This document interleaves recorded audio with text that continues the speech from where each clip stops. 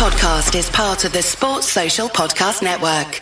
This is an ad for Roundup Weed and Grass Killer with Sure Shot Wand. It kills weeds down to the root, so they don't come back. It works for you, your neighbor, your neighbor's neighbor, and his neighbor's neighbor. It's Roundup Weed and Grass Killer with Sure Shot Wand. When used as directed, always read and follow pesticide label directions.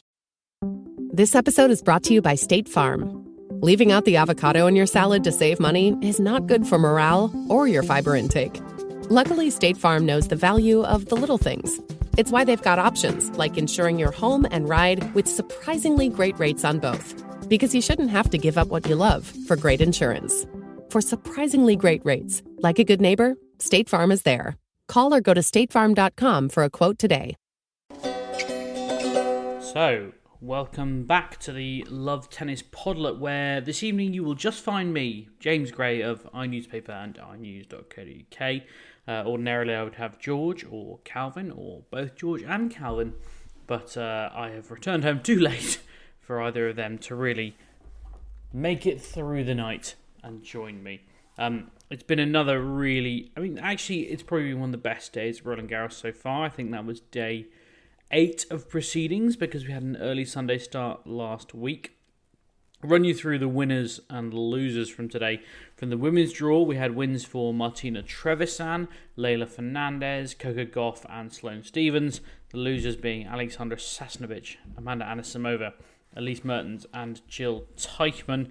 Over in the men's draw, Novak Djokovic beat Diego Schwartzman. Alexander Zverev beat Bernabe Zapata Miralles, much to my chagrin, because he was in my fantasy team. Rafa Nadal, of course, beat Felix Auger-Aliassime. And Carlos Alcaraz beat Karen Khachanov in the late game. There really is only one place to start, I suppose. That is the late match between, or the midday match between Felix Auger-Aliassime and Rafael Nadal. This was the match, of course, with Novak Djokovic having already beaten Diego Schwartzman. This was the match to set up the dream quarterfinal. The quarterfinal we've all been talking about for about a week and a half between Djokovic and Nadal. But it pretty quickly looked like Felix Auger-Aliassime had other plans. He stuck a pretty big fly in the ointment when he took the first set 6-3. It was a long set as well. It lasted 53 minutes for only 9 games. Felix broke twice. He took a 5-1 lead. Nadal to get one break back. But it was nevertheless... it was a pretty worrying performance for Nadal fans, I would say.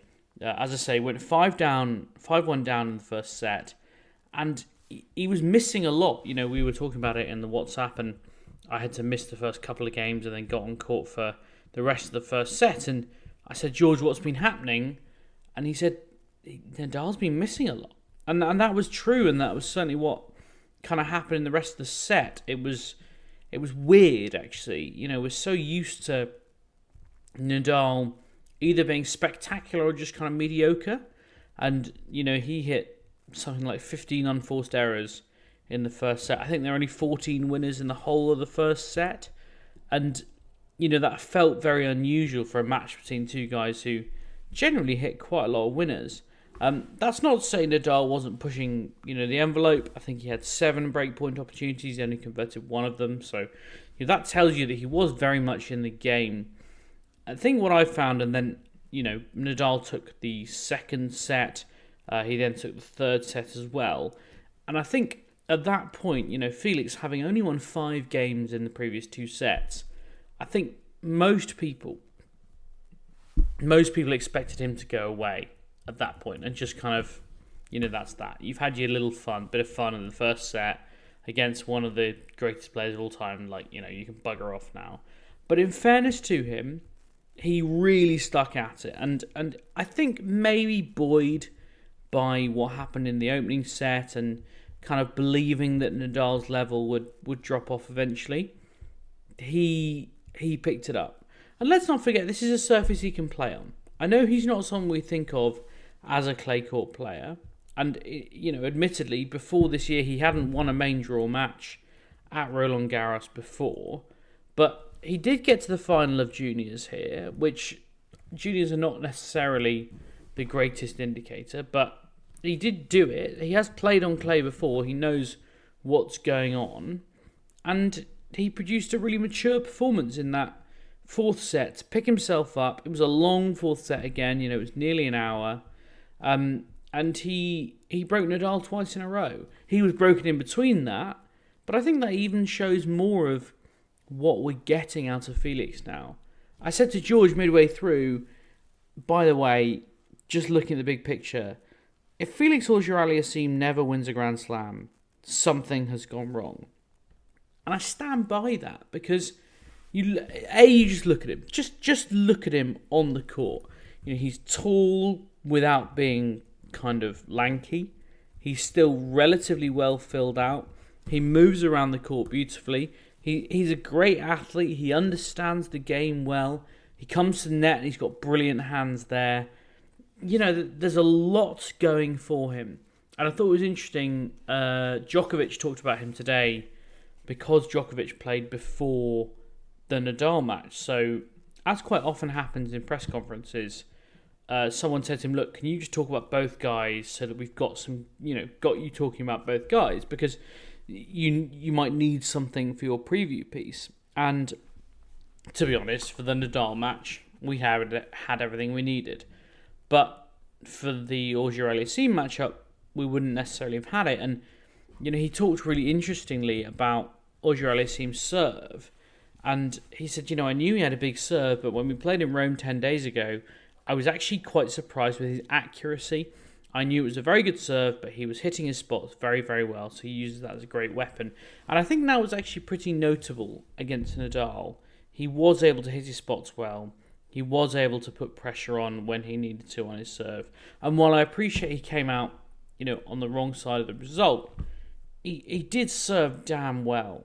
You might remember Calvin saying that if he wanted to beat Nadal, he had to serve at 70% or better. In fairness to him, he served overall at 69%. And I don't like to give Calvin credit for things, but he served at 69% and lost by a whisker. So maybe 70 was the magic number, I don't know.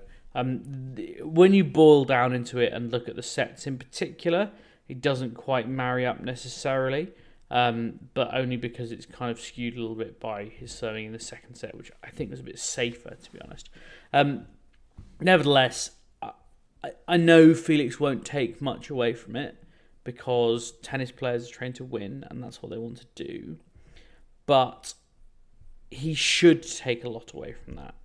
He pushed the greatest... you have to remember, that would have been, had Felix won, only Nadal's third ever defeat. All right? Fourth ever defeat? Only the third man ever to beat him at Roland Garros. Because Djokovic has beaten him twice, Soderling has beaten him once, and that's it. And that's pretty remarkable. The guy's won 109 matches now at Roland Garros. And he's lost 3. I mean, that is an insane statistic. There cannot be many people in the whole world of sport with that kind of level of dominance at one venue. So I do think Felix should take an awful lot away from that fourth round defeat, albeit I know it will just mostly sting. Because, and it should, I hope it hurts. I hope maybe in a week's time he can look at it and go, yeah, I've done all right here. He would hope that a performance like that, having only reached the first round last year, would catapult him up the rankings. It won't, because the top 8 players in the world are all still in the men's draw. It's quite the opposite of the women's draw, where there is only one top 10 player remaining. It's absolutely stacked, for want of a better phrase. Felix, had he won, would have been going on to face Novak Djokovic. We'll talk more about that rivalry in tomorrow's podlet because that match will be on Tuesday. The main kind of point of contention about the Djokovic and Nadal match is when it will be played. Because as you may or may not know, we have one match a night here in Roland Garros. That is broadcast in France by Amazon Prime Video, whereas everything else, apart from Simon Mathieu, the third court in Roland Garros, everything else is broadcast by France Télévisions, which is the state broadcaster, the equivalent of the BBC here. It's a joint broadcast deal. Amazon, as I understand it, pay a lot more money. The two players want different things. They've both been quite open about it. Nadal says he would rather play during the day. When it's drier, it's less humid, the ball bounces higher, it spits more, so his big topspin forehand is more effective. Whereas Djokovic says he's happier, especially against Nadal, I think, to play at night, where it's heavier, more humid, it's a bit more of a grind, and believe it or not, Djokovic is a better grinder than Nadal, it would seem. So my guess is that will be a night match on Tuesday night. So that'll be 7:45 UK time, 8:45 local time here in Paris. Mostly because Amazon are paying more money, and also because I can kind of see the attraction of putting it in the evening. You're going to hit potentially a tea-time audience in America and South America, so you might have a better chance of some viewing figures there. I don't think it's the wrong thing either. You know, I do think that the difficulty is that if you put it on France television in France, it's pretty much on free-to-air to everyone, whereas you put it on Amazon, it's only for Amazon subscribers, and it's online only. But the time slot, the logic there is that it's in the evening, where obviously people aren't at work. So I'm kind of torn. I think it will end up being a night match, and you know, there's a few people who quite well placed who are pretty convinced it'll be a night match. You know, inevitably you will find out by Monday morning, or Monday lunchtime, I should say, when the order of play comes out. But yeah, it's one of those things that will raise many conspiracy theories on Twitter. Lots of people will say, oh, they're favouring Djokovic, or they're favouring Nadal, this, that, and the other. In reality, they just want the best for the sport, or at least for the tournament. So in some ways, that is the right way to do it. I'm going to move on to the women's draw, because that has also had a day of it, as I mentioned at the top of the show. We have half the quarterfinals set for the women's draw, just as we do in the men's. We are guaranteed an American semi-finalist in the French Open, which is not something you can often say, because we've got two Americans in the bottom quarterfinal. Coco Gauff is going to take on Sloane Stephens. We'll talk about the matchup more as time goes on. Well, I guess on Monday night, when we've got the podlet then. Coco Gauff today really did batter Elise Mertens. It was tight in the first set. I think there were 3 breaks of serve in the first 4 games. But 6-4 she took it, and then 6-love she took the second. Elise Mertens, who's just about old enough to be Coco Gauff's mother. Not lost on Coco, by the way, who graduated from high school just before the French Open, and who talked a lot about how she once wanted to be a marine biologist, but then realised how much college it would involve. Not lost on her that she was playing someone old enough to be her mother. Sloane Stephens also picked up a bagel in her second set. She beat Jill Teichmann, the number 23 seed, 6-2, 6-love. Pretty disappointing from the Swiss left-hander, that, not least because she was in my fantasy team, so quite frustrating for me. Don't sleep on Sloane Stephens, that's what I would say. She has come through the draw relatively well, especially when you consider... I don't really know how to deal with this, but before she came to Roland Garros, she had lost 5 matches straight. You know, she had not won on clay for a year, and then she turns up here, she beats Julia Niemeyer, who was one of the best rated qualifiers. She's got an absolutely enormous serve, and Stephens saw her off, albeit in 3 sets. She beats Veronica Steyer, who's a very handy clay court player, in the second round, and then Diane Parry, who, in fairness, I think you'd expect her to beat. But to then go on and beat Teichmann in such dominant fashion, impressive, I think. Very impressive. Don't forget that Stephens has been to a final here. She's obviously a US Open champion once upon a time as well. So, yeah, let's not sleep on her. Albeit I sound like I need to go to sleep if you take that yawn to mean anything. In the other half of the bottom half, if you like, Martina Trevisan came through a hell of a battle with Alexander Sasnovich. 12-10 the first set tiebreak was, 7-5 the second one was. I think Trevisan's very interesting because she got to the quarterfinals here 2 years ago, and it was her big kind of breakout moment. She hasn't got there since, until now, at any Grand Slam. So it's pretty massive for her, I think.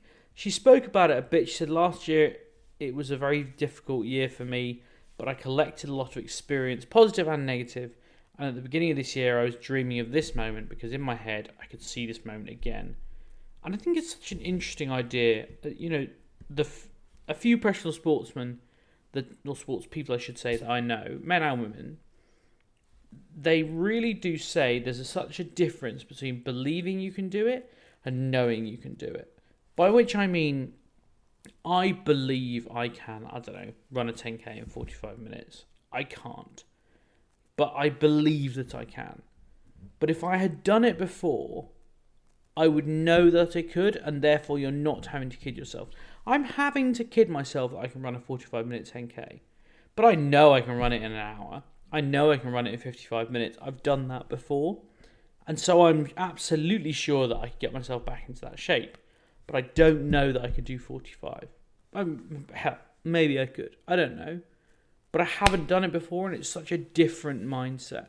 So for Trevisan, at least she knows, and that kind of, I think, has helped her get there. Especially against Sasnovich, who I think had never been beyond the second round before, so it was very much in uncharted territory. And, I think Trevisan did a great job there. And will not be an easy opponent, by the way. She's an awkward customer at the best of times. She's playing Leylah Fernandez, who's come through 2 brilliant tests against Belinda Bencic. When I say brilliant tests, the match against Anisimova today was not a classic. But at least she won it. She battled hard. She did drop the second set. Anisimova played pretty well the second set, I should say. Albeit, I think the 2 sets Fernandez won were both pretty gritty. And she gritted better. But, there's a lot to be said for gritting well. And I'm sure she'll have to grit against Martina Trevisan a bit. I think Coco Gauff is the favourite coming out of this bottom half to play Swiatek in the final, but I think Leylah Fernandez has got a great chance. She's a big hitter, but she's also got brilliant defensive skills. She proved that today. She was running down so many balls today that I didn't think she had a right to run down. So, yeah, I'm right behind Leylah Fernandez. I'd love her to get there as well. It's a great story. She obviously got to the US Open final and everything that went with that. She's not had a great time since. It'll be a lovely narrative arc. Let's start to look forward to tomorrow, shall we? It's the other half of the fourth round, I should say, encounters. In the women's draw, we've got Swiatek against Qinwen Zheng. Zhen Qinwen. Zhen Qinwen.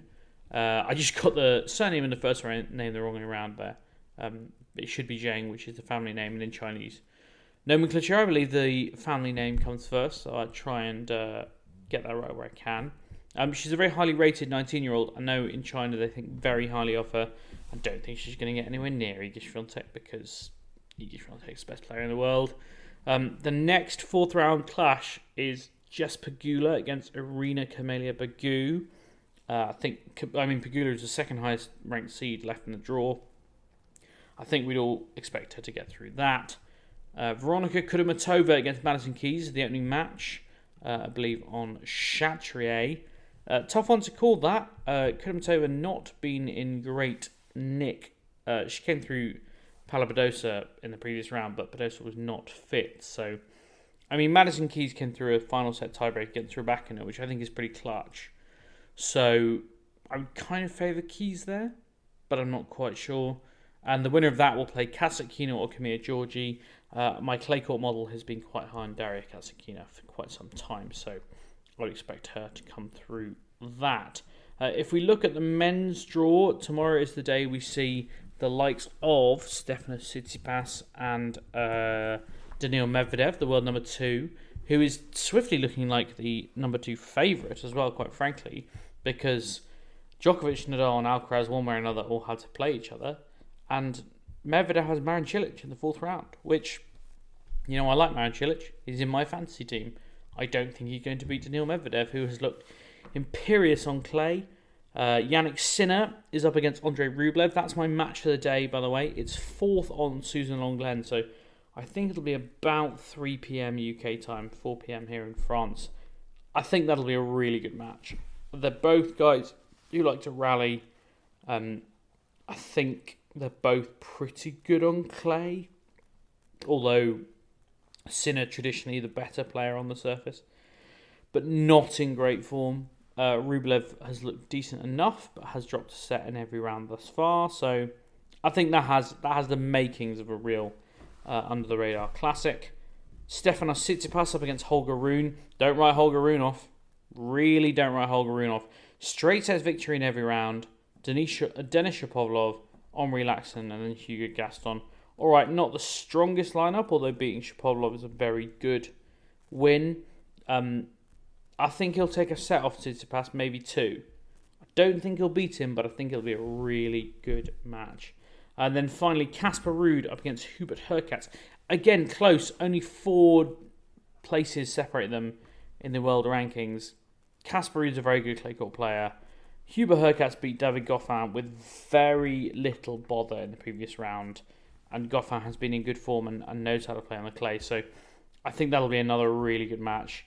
The key for me is whether the Hurkacz backhand can kind of not break down, basically. Because it's a very good shot when it's on form. But when it's not, Ruud's going to target it. You always try and target the backhand. And, especially on service games when you can get into the point beyond the Hurkacz serve. So really interesting to see how that one goes. I would probably still back Ruud because I think he's a great clay court player. But I think that will be probably 4 sets at least. We'll be back tomorrow. Hopefully I'll have Calvin or George or even both. In the meantime, please do make sure you leave us a rating and a review. Please do follow us on Twitter at LoveTennisPod for all your latest fantasy tennis needs. And of course, for us to let you know when we've got a new pod out. And otherwise, thank you very much for listening.